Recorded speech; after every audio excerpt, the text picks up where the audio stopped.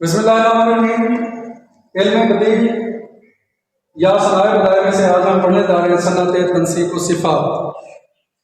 کلام میں کسی شخص یا چیز کا ذکر متعدد صفات کے ساتھ کرنا، خواہ وہ صفات یا اوصاف تعریف میں ہوں یا مذمت میں۔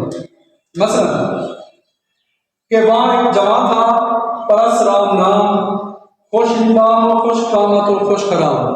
غور فرمائیے، ایک جوان کا ذکر کیا گیا، یعنی ایک شخص کا ذکر کیا گیا اور اس کی متعدد صفات بتائی گئی۔ پہلی صفت وہ خوش اندام ہے، دوسری صفت وہ خوش قامت ہے، تیسری صفت وہ خوش خرام ہے۔ دوسری مثال دیکھیے، بازم میں میزبانی کیسا و جم، کہ میرا محبوب جو ہے وہ بازم کے اندر اگر موجود ہو تو کیسا بادشاہ کی طرح یا جمشید کی طرح وہ میزبانی کرتا ہے، اور میدان جنگ میں یعنی رازم میں استاد رستم و سم، یہ